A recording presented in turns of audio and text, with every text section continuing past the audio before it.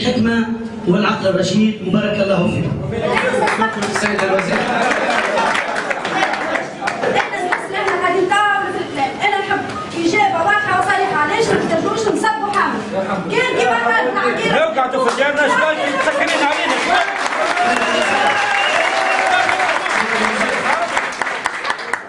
مسكرين علينا في ديارنا. هو انا بالنسبه لي انا ايش عشان وحامد وبنصورهم مش يقولوا ايه، خاطر كلهم يخدموا وكلهم ياكلوا من خلال شربه كيما عقيله كيما مليون.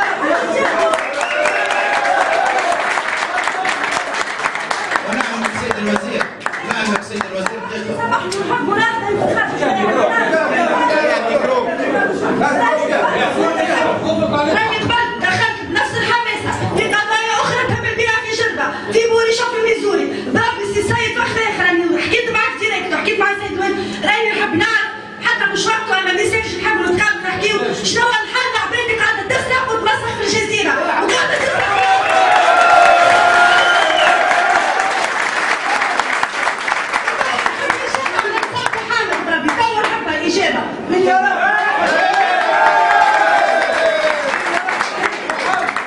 أنا باش نجاوبك على بني نصبوا حامد، باش نجاوب جواب واضح.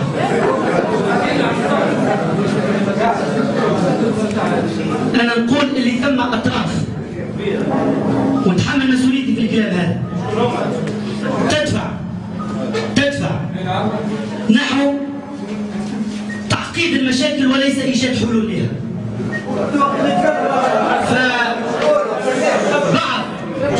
البعض وهنا التحقيق سيشمل حتى هذه النقاط.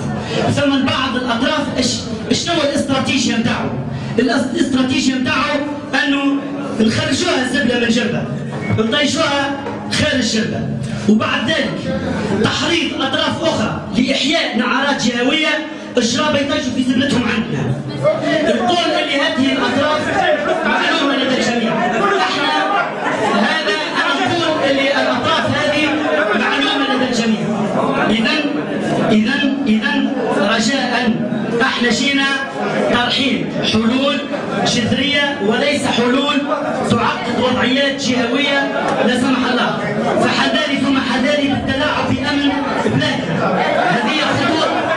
حذاري ثم حذاري من التلاعب في امن بلادنا.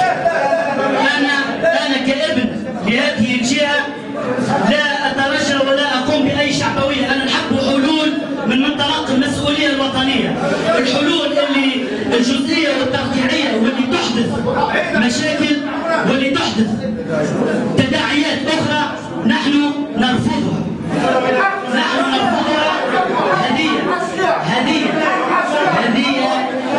هذه من الحلول التي تعقد ولا تحل المشاكل. هذه جاوبتك على السؤال واظن ان الرساله وضحت.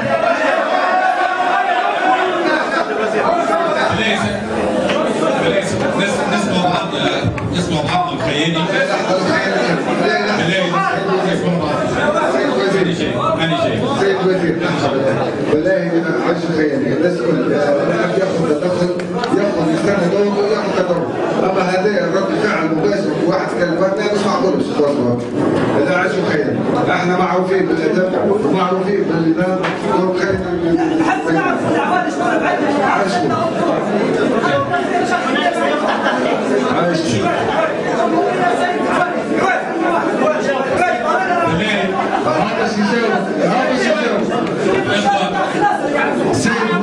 سيد الوزير اللي صار هذا السبب باش يتم تحقيق المسؤوليات.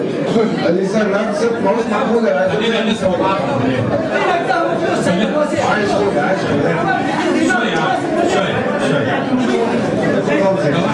نقلنا كما قلت مع جلسه مثاليه برئاسه الحكومه ورئاسها السيد رئيس الحكومه، والقرار اللي اتخذه ثم ثلاثه قرارات.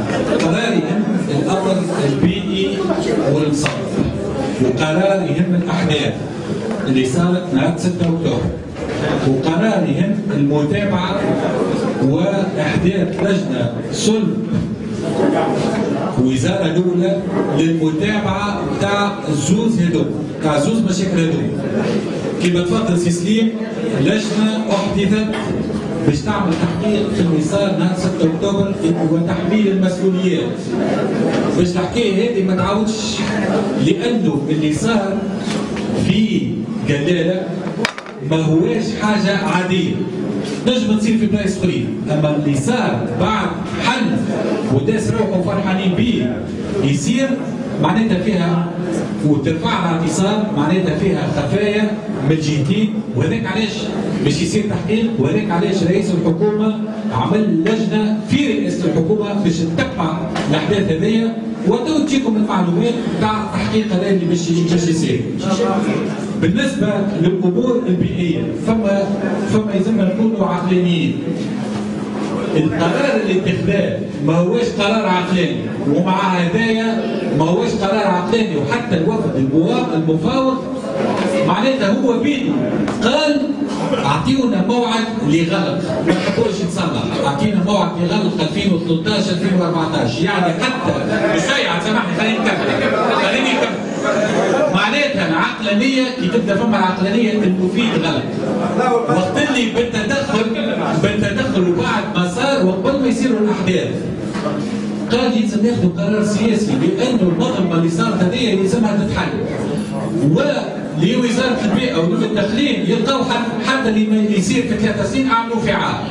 ماهيش مشكلتنا هذيك، عملوه في عام، وهذاك علاش تخذ قرار من غير حتى دراسه هل ممكن او غير ممكن. راهو هذه ماهيش حكايه تاع 10 اطنان ولا تاع 3 اطنان. جزيره جربه اكثر من 130 طن يوميا. ما فماش معناتها ما فماش حل هكاك اللي يعطي ندخلوا في سياسه الوعود الكاذبه. هذا هو مش رجعنا للخراب. تعرف اللي يجي بعده هو وعد كاذب يبدا، ومن بعد الوعد الكاذب هذا يملوا منه الاهالي، وباش احنا الاهالي نرجعوا للقمع، وهذا اللي ما نحبوش ناخذوه، التوجه. خلينا نحكيو مع بعضنا بكل صراحه.